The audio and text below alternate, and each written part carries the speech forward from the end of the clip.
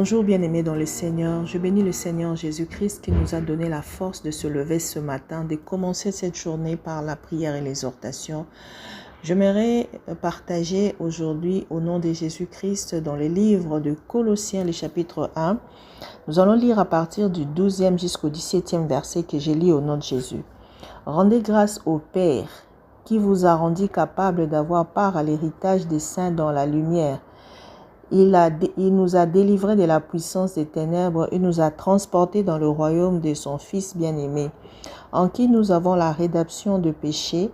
Le Fils est l'image de Dieu invisible, le premier-né de toute la création, car en lui, tout a été créé, toutes les choses qui sont dans les cieux et sur la terre, les invisibles et les invisibles, trône, dignité, domination, autorité. Tout a été créé par lui et pour lui. Bien-aimé, Jésus-Christ est avant toute chose et toute chose subsiste en lui, c'est-à-dire il est le maître de la création. Raison pour laquelle nous allons parler du royaume de Jésus-Christ qui est le royaume des dieux. Pourquoi nous disons que le royaume de Jésus-Christ est le royaume des dieux? Parce que Jésus-Christ, c'est lui-même Dieu. Lorsque nous avons fait la lecture, nous avons lu que le Fils est l'image de Dieu invisible. Il est l'auteur de toute la création, de tout ce qui est invisible, de tout le trône de dignité, de domination. Tout a été créé par lui et pour lui.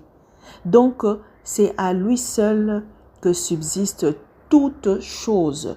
Donc, le royaume des dieux, c'est Jésus-Christ. C'est pourquoi les gens ne pouvaient pas comprendre son langage. Lorsqu'il annonçait la bonne nouvelle, il disait « Croyez à la bonne nouvelle et croyez que le royaume des dieux est proche ». Le royaume des dieux est tellement proche que Jésus-Christ, la première mission qu'il avait à faire, c'était à réconcilier Dieu avec les hommes. C'est pourquoi il est appelé médiateur entre Dieu et les hommes. Il a donc réconcilié le monde avec lui-même. La Bible dit, à la croix, Jésus-Christ était avec Dieu, réconciliant le monde avec lui-même. Il nous a réconciliés avec lui-même pour que personne ne dise que non, la voile m'empêchait de te voir. Il a déchiré la voile de séparation. Donc aujourd'hui, l'œuvre de la croix nous a donné accès à tous être une nation pour Dieu. C'est pourquoi lorsque Dieu regarde la terre, il voit tout le monde. Il voit ce que nous faisons pour donner à chacun le salaire de sa sémence sur la terre. C'est pourquoi nous devons parler du royaume des dieux, parce que le royaume des dieux est proche, comme disait Jésus-Christ. Maintenant, cette fois-ci, il ne sera pas là pour nous réconcilier avec Dieu, parce qu'il l'a déjà fait. Il est parti au ciel, arrangé maintenant de place, et il viendra pour prendre ceux-là qui auront lavé leurs robes. C'est-à-dire, on nous a tous lavés, on nous a laissés dans le monde. On nous a donné la mission de nous réconcilier avec les autres, d'apprendre à vivre. Au fait, sur la terre, nous apprenons à vivre pour le ciel. C'est pourquoi on nous appelle de pèlerins sur la terre. Ne prends pas la terre comme un endroit définitif pour toi. Si tu es un enfant de Dieu, continue à te battre pour gagner le royaume des dieux. Et dans ce royaume-là, seuls ceux-là qui seront comme des enfants, c'est-à-dire ceux-là qui accepteront la mission de Jésus-Christ comme des enfants sans poser trop de questions, ceux-là qui vont ressembler aux enfants, c'est-à-dire des enfants croient tout. C'est pourquoi on dit l'amour croit tout, l'amour ne porte pas de mauvaises pensées, l'amour supporte tout. Au fait, l'amour est l'image d'un enfant. On nous montre cela comme un enfant. Et l'amour, c'est Dieu. Et si tu as Dieu, tu dois vivre selon l'esprit pour ne pas marcher en faisant la volonté de la chair. Car la chair a des volontés contraires à celles de l'esprit. Alors, nous qui sommes enfants de Dieu, nous qui avons été sauvés à la croix, nous devons maintenant nous efforcer à entrer dans le royaume des dieux. Luc 13, à partir du verset 18 jusqu'à 25, on nous montre là, quelqu'un a regardé. Jésus-Christ a dit, comparer le royaume des dieux, il est comparable à un levain que la femme a mis dans la pâte et a gonflé la pâte. Donc, ce ne sera pas quelque chose de grand, quoi. Il a dit à Jésus-Christ, donc, seulement peu de gens seront sauvés. Il lui dit, oui, puisque peu de gens seront sauvés, prépare-toi et force-toi à te trouver digne. Efforce-toi à entrer dans ce royaume-là. Parce que lorsque le Père viendra, il va fermer la porte. Et beaucoup vont toquer, mais nous sommes là, nous t'avons servi, nous avons fait ceci, nous avons parlé en ton nom. Il leur dira, arrière de moi, serviteur d'iniquité, je ne vous ai jamais connu. Et cette image, on peut le voir comme le temps de Noé, où 8 seulement ont été sauvés. Et lorsque le royaume des dieux va venir maintenant cette fois-ci, ce sera pour prendre peu de personnes. C'est pourquoi on l'a appelé une porte étroite. Et dans cette porte étroite, seulement peu qui vont entrer. Alors, la volonté de Jésus-Christ, c'est que nous soyons trouvés, entrés dans ce temps-là. Alors, pour entrer, nous devons maintenant nous laisser guider par Dieu.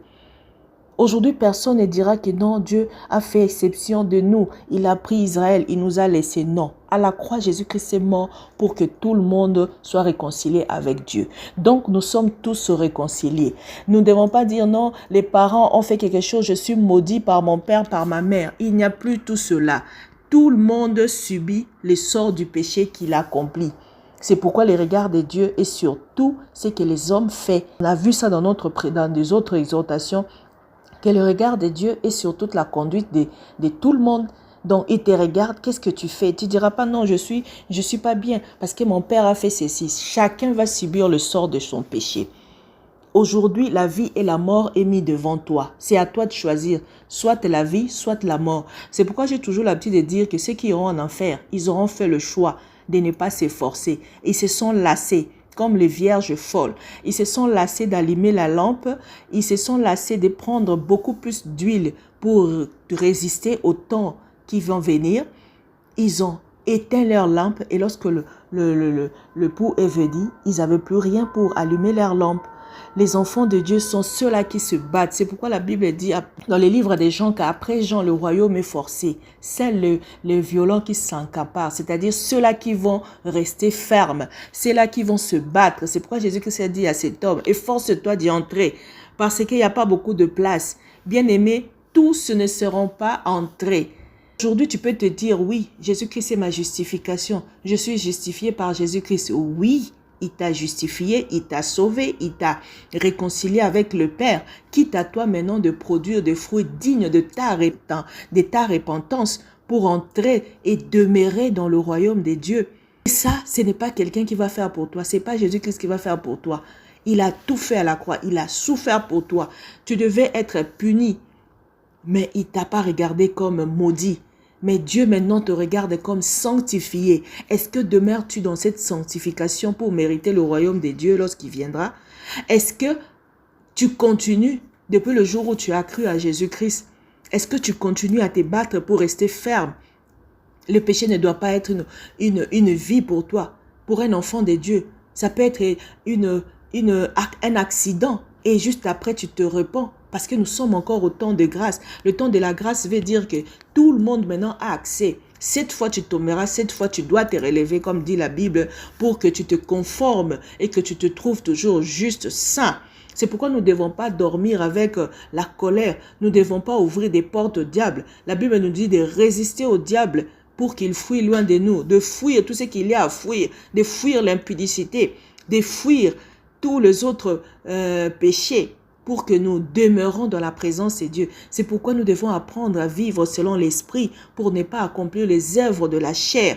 Bien aimé, ce combat-là, ce n'est pas Jésus-Christ qui va faire pour toi. C'est toi-même qui dois endurer. C'est pourquoi on dit le royaume des cieux est pour ceux-là qui sont violents et pour ceux-là qui vont se forcer à y entrer. Parce qu'il n'y a pas beaucoup de place. Jésus-Christ a dit, efforcez-vous d'entrer par la porte étroite. Car je vous l'ai dit, beaucoup chercheront à entrer et ne le pourront pas. Ça, ce sont des paroles de Jésus-Christ qui fortifiaient cet homme qui avait compris que la question du royaume n'est pas pour tout le monde. Alors, si tu te dis, bon, je suis sauvé, je crie en Jésus-Christ, ça ne s'arrête pas là. Tu dois manifester les fruits de l'esprit. Tu dois vivre, c'est pourquoi on dit les livres de la loi ne s'éloignent pas de toi. C'est pourquoi nous méditons nuit et jour pour marcher conformément à la parole de Dieu, pour manifester cet amour, pour rester dans la volonté de Dieu. Car Dieu veut habiter pleinement en nous. Il a réconcilié la terre avec lui-même. Au moyen de son sang, il nous a donné la vie.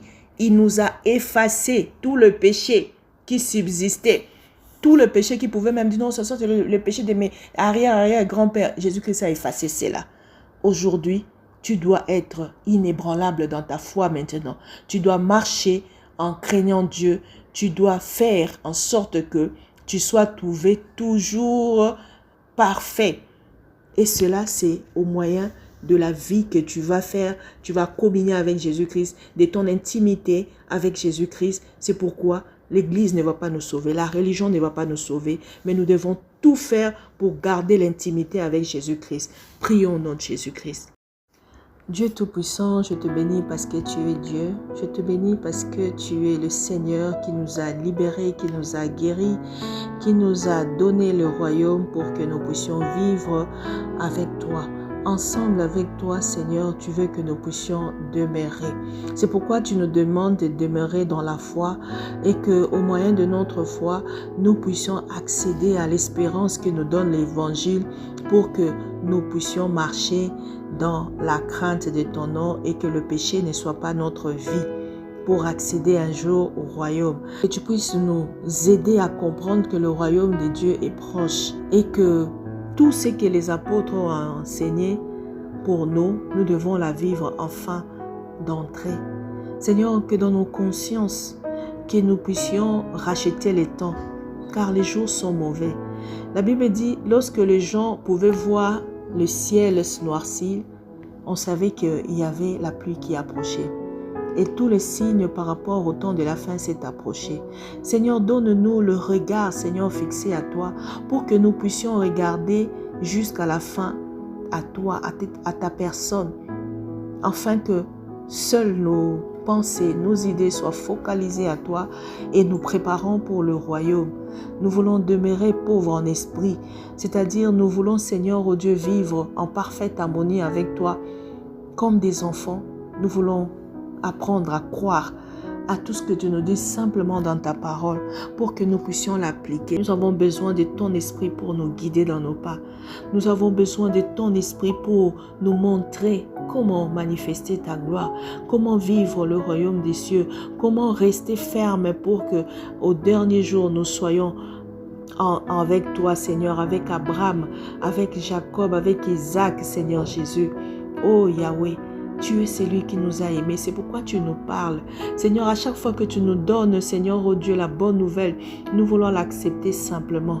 Nous voulons la pratiquer simplement. Nous voulons, Seigneur, vivre simplement, Seigneur, en gardant nos vies dans ta parole, dans ta présence, pour que ton nom, Seigneur, oh Dieu, soit gravé en nous et que nous puissions vivre comme des représentants de Jésus-Christ sur la terre.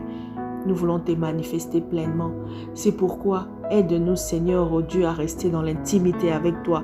Aide-nous, Seigneur Jésus, à trouver notre bonheur dans ta présence, à trouver notre bonheur dans ta parole, à trouver, Seigneur, oh Dieu, notre joie en toi, à haïr le péché, à haïr le mal, à connaître le péché, parce que la loi nous a montré le péché.